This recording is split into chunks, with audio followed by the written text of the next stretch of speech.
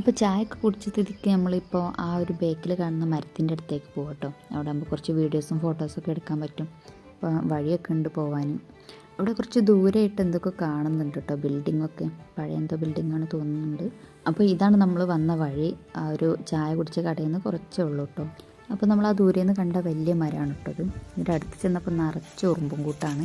ഇതിൻ്റെ താഴത്തെ ഭാഗത്തൊന്നും ഉറുമ്പൊന്നും അങ്ങനെയല്ല കേട്ടോ, പക്ഷെ അതിൻ്റെ മുകളിൽ നല്ല ഉറുമ്പുണ്ട്. ഉറുമ്പും കൂടെ നോക്കി ഇതിൽ കൂടെ ഒന്നും ഇങ്ങനെ ഫോട്ടോ എടുക്കാൻ പോയതൊക്കെ ഓർമ്മയുള്ളൂ. പിന്നെ കയറി വന്ന് ഇങ്ങനെ ഒരു നിർത്തുന്നപ്പോഴാണ് എന്തോ കടിക്കണ്ടല്ലോ നോക്കിയത്. ഇപ്പോൾ ആദ്യം ഉറുമ്പാണ് വിചാരിച്ചു, പിന്നെ നോക്കിയപ്പോൾ എന്തോ റബ്ബർ പോലെ.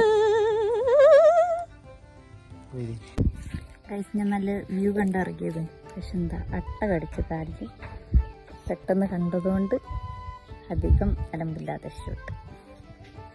അട്ട കയറിപ്പോൾ നിങ്ങൾ കേട്ട സൗണ്ട് എങ്ങനെ വന്നത് എനിക്കറിയില്ല. വീഡിയോ കണ്ട് നോക്കിയപ്പോഴാണ് ആ ഒരു സൗണ്ട് തന്നെ ഞാൻ കേട്ടത്. ഇത് നൂലട്ടയാണ്. പിന്നെ വേറൊരു അട്ട കടിച്ചു, ഒരു ഉരുണ്ടിട്ടുള്ള ഒരട്ട. അട്ടനെ കണ്ടപ്പോൾ തന്നെ അവിടുന്ന് പിന്നെ സ്ഥലം വിട്ട്. രണ്ടാമത്തെ ഉരുണ്ടിട്ടുള്ള അട്ട കടിച്ചതാണ് ഈ പൈപ്പിൽ നിന്ന് വെള്ളം തുറന്നിട്ടേക്ക് വരുന്ന ചോര. ആദ്യത്തെ അട്ട കണ്ടപ്പോൾ ഞാൻ ശരിക്കും ചെക്ക് ചെയ്തതാണ്. അപ്പോൾ അട്ടൊന്നും കാലുമ്പോൾ വേറെ ഇല്ലായിരുന്നു. അങ്ങനെ തേയിലത്തോട്ടത്ത് അട്ട ഉണ്ടാവുമെന്ന് ഞാൻ ഇങ്ങനെ മനസ്സിലാക്കിട്ടോ. അപ്പോൾ നിങ്ങൾ എപ്പോഴെങ്കിലും അട്ട കടിച്ചിട്ടുണ്ടെങ്കിൽ ഒന്ന് കമൻറ്റ് ചെയ്യണേ.